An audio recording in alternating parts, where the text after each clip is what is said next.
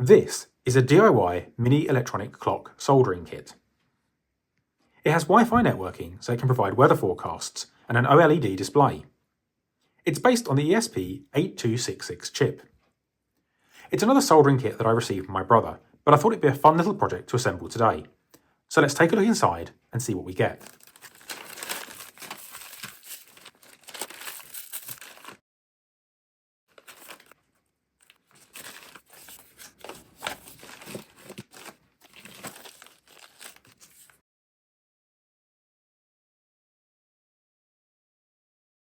Okay, so this looks like a really basic kit with very simple parts.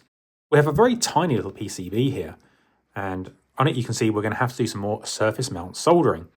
Just a couple of components this time. There's also a couple of pin header blocks of different dimensions, a USB mini jack, a small 4-pin IC. This is labelled as U3, we'll find out exactly what that is. Probably a 3.3 volt regulator by the looks of it. And a couple of capacitors, and these are again surface mount tiny capacitors. Here is our instruction leaflet, and inside we've got some detailed instructions that tell us how to assemble the kit.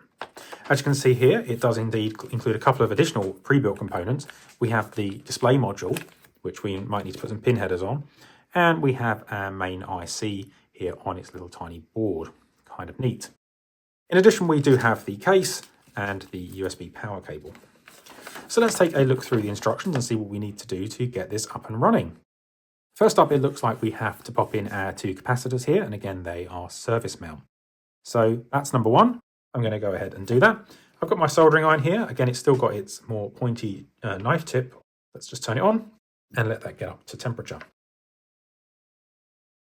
So here are our capacitors. Actually much easier to see from the front, and they're both the same this time.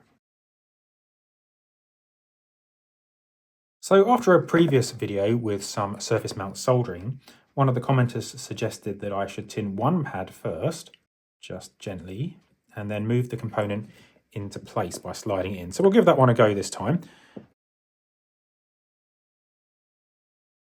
Oh, almost pinged that one around the room there. Let's try that again. In fact, I'm going to add a little bit of flux.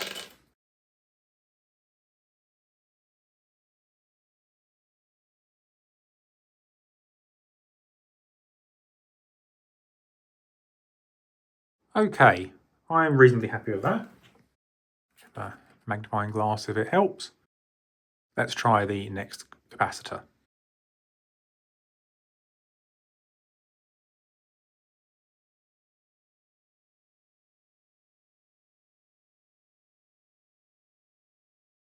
Okay, and then let's see about this. This is our regulator.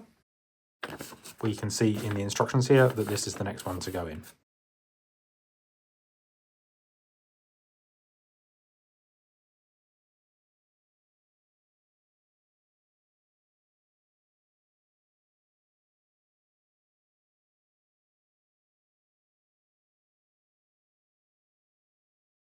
Okay, that's pretty well aligned. Let's do the other pins and then we can touch that last one up.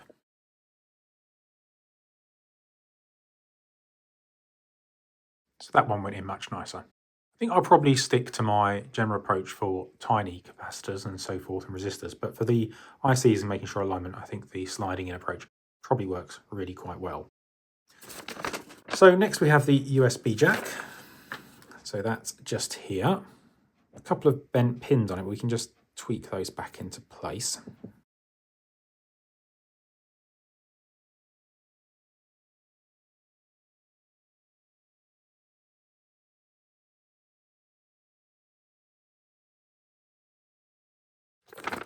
Okay, next we have some pin headers. These are the right angle ones here.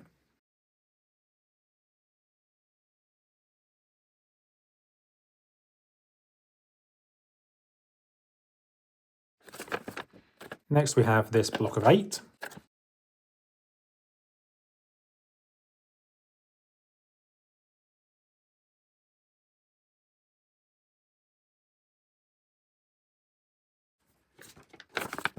And then there's some text here. I assume this is talking about trimming these legs. So let's go ahead and make sure we trim this other set as well.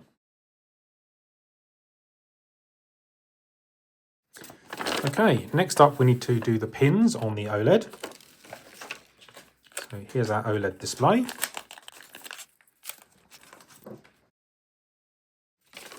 And importantly, they go on the back.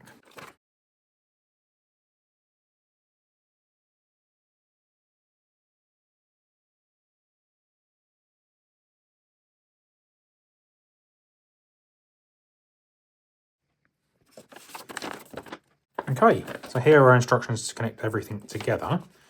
So the display goes in here. There we go. And the Wi-Fi module goes on here. Nice little kind of cube coming together. And it says we can power it up to make sure it's actually working.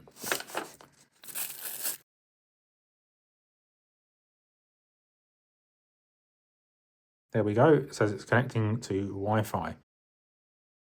Not quite sure how that's supposed to work, but I will have to follow the instructions to find out. Waiting for config. So there you go. You can see the configuration settings that I'm getting by default. So let's go ahead and assemble this box here. Unplug.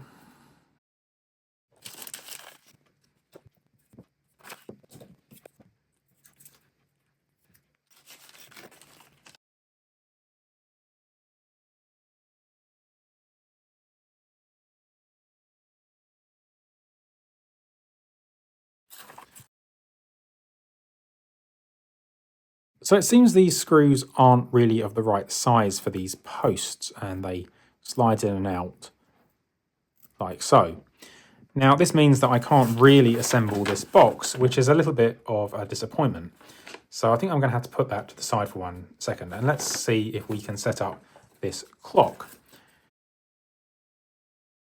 Okay, so I've gone ahead and configured the clock here, and it wasn't too complicated to do so. It automatically generates a Wi-Fi access point. You can go ahead and connect and then configure your actual Wi-Fi details in the device. Once you've done so, it can connect to the internet and go ahead and download the date and time. So you can see that it's rebooting here, and once it's done so, it will configure the time and hopefully it will show us our weather forecast. Unfortunately, this doesn't actually work. So the first thing I had to do was download a larger copy of this leaflet from one of the QR codes that's on the back here. And that tells you how to configure the weather functionality. That requires you to set up a API key at QWeather, which is a Chinese weather prediction service. Now, these would usually be free of charge, but to sign up, you are required to provide an email address and a telephone number. And while I was willing to do that to set up this video, unfortunately it didn't accept my telephone number. It never sent me a text message and said it couldn't do so, and I was unable to set up and configure the API key for the weather. So my mini clock does nothing but display the time and then a ridiculous current temperature and weather forecast for the next 3 days. So it's actually not particularly useful. So overall, the fact that the screws for the container here are the incorrect size, which means I can't correctly assemble the box. The fact that I can't connect it to actually get weather forecasts means that it's a little bit of a disappointment as a kit. Now, the ESP device on the back here, which includes Wi-Fi of course, can be reprogrammed, so it's a nice little thing to have. Also, the OLED screen on the front here is of course useful as well, and they're connected together using this quite nice little neat PCB that also provides voltage conversion. So I could potentially reprogram this to do something different, maybe with some different firmware that provides the time and uses an alternative weather service that I can correctly configure. But for now, I think that's all I can really do in this video. It's a bit of a disappointment that I can't assemble the box, but I hope you found this video and assembly process interesting, and I hope to speak to you again soon in the next video.